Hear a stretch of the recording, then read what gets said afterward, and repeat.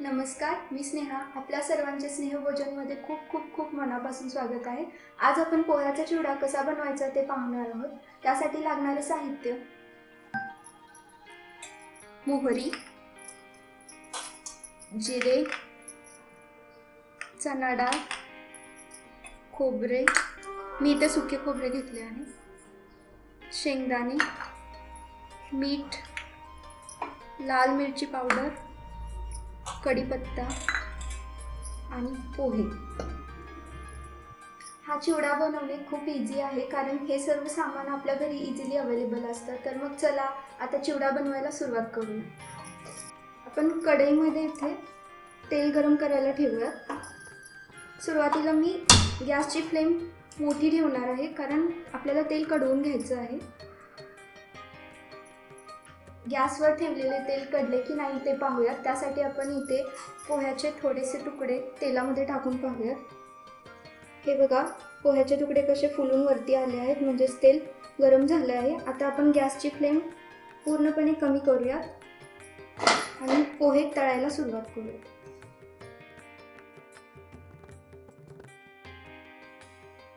इथे मी 2 वाटी पोहे घेतले आहेत. पोह्याचे प्रमाण तुमच्या आवडीनुसार बदलू शकते कारण तुम्हाला जर जास्त चिवडा करायचा असेल तर तुम्ही जास्त घेऊ शकता. हे पहा कसं जाळीमध्ये आवाज येतो या पोह्यांचा, त्याचा अर्थ हे तळून तयार आहे.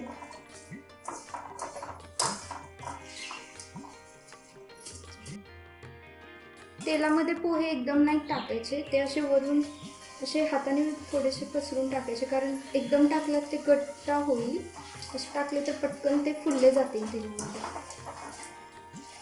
ते पहा किती छान फुलतात. आवाजही खूप मस्त येतो, एकदम करून. पोहे तळून झाले की ते तुम्ही टिश्यू पेपरवरती काढा. इथे सध्या माझ्याकडे टिश्यू पेपर्स अवेलेबल नाही आहेत, त्यामुळे ते मी यूज नाही केले. टिश्यू पेपरवरती पोहे काढल्यामुळे त्यातील तेल ते ॲब्सॉर्ब करतील, म्हणजे शोषून घेतील. अशा प्रकारे हळूहळू तुम्ही तेलाच्या प्रमाणानुसार थोडे थोडे पोहे तेलामध्ये तळून घ्या आणि ते साईडला काढून घ्या. आता आपण इथे सर्व पोहे तळून घेतले आहेत. आता आपण यामध्ये शेंगदाणे तळून टाकूया. गॅसची फ्लेम थोडीशी मोठी करायची आहे आणि या तेलामध्ये आता शेंगदाणे टाकूया.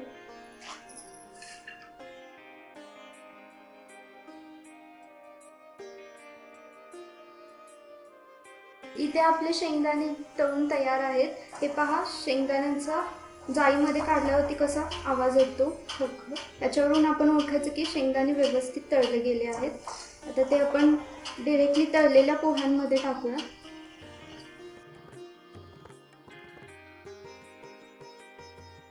शेंगदाणे तळून झाल्यावरती आता आपण हे खोबऱ्याचे तुकडे तळून घेऊया.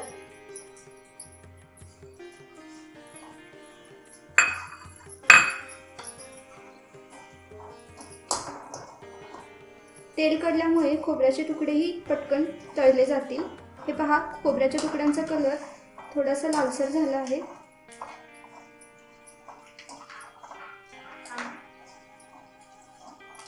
पूर्णपणे लालसर झाला आहे. आता आपण हे खोबऱ्याचे तुकडे काढूया.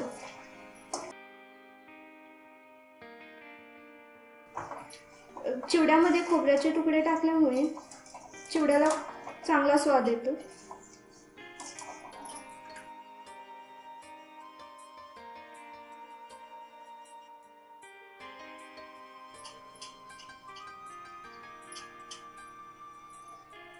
इथे मी वाळलेल्या खोबऱ्याचे काप घेतले होते. आता आपण खोबरं झाल्यावरती चणा डाळ तेलामध्ये तळून घेऊया.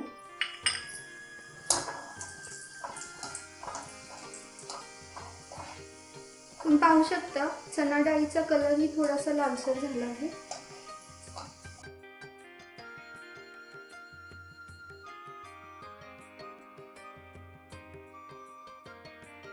तुम्ही पाहू शकता चणा डाळ तळली गेली आहे कारण तिचा कलर थोडासा लालसर झाला आहे. आता आपण हे काढून घेऊया.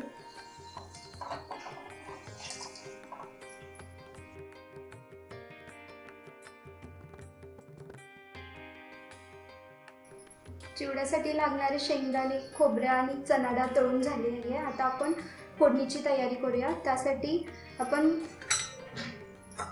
या कढईतील तेल थोडं कमी करूया, कारण फोडणीसाठी एवढे तेल लागत नाही, त्याचं प्रमाण जास्त होईल, म्हणून आपण यातील तेल कमी करूया.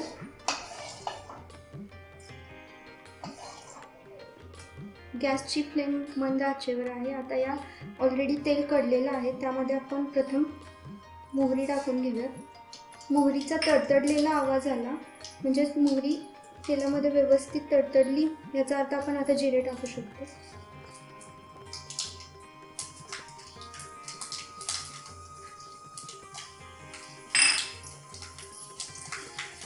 तुम्ही पाहू शकता जिरेही तेलामध्ये फुलले आहेत. तर यामध्ये आपण कढीपत्ता टाकूया.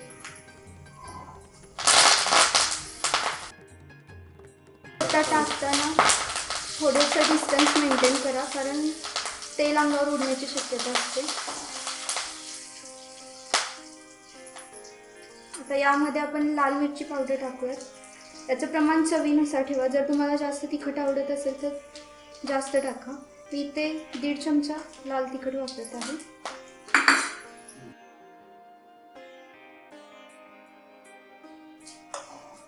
आपली फोडणी तयार आहे. आता यामध्ये गॅसची फ्लेम ऑफ करा.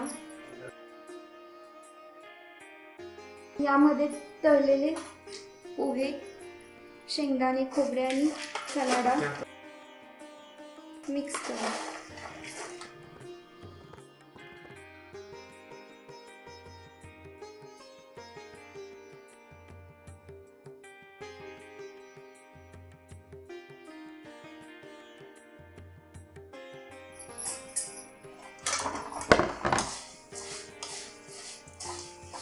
दिलेल्या फोडणीमध्ये तळलेले पोहे व्यवस्थित मिक्स करून घ्या.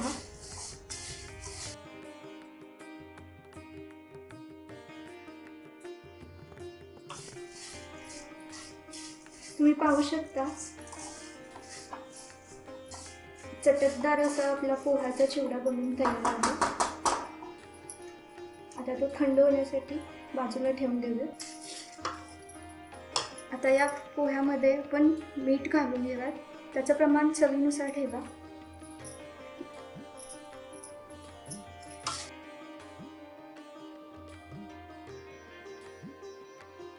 आता हा चिवडा थंड होण्यासाठी बाजूला ठेवून घेऊया.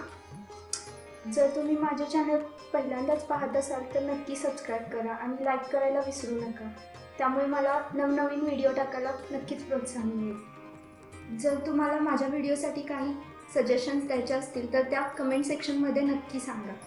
आपला चटपटीत असा चिवडा बनून तयार आहे. तर तुम्ही या लॉकडाऊनच्या वेळेत हा चिवडा नक्की ट्राय करून बघा. त्यामुळे तुमच्या घरच्यांनाही असा चटपटीत चिवडा खाण्याचा आनंद लुटता येईल. माझे चॅनल जर सबस्क्राईब केले नसेल तर नक्की सबस्क्राईब करा. धन्यवाद.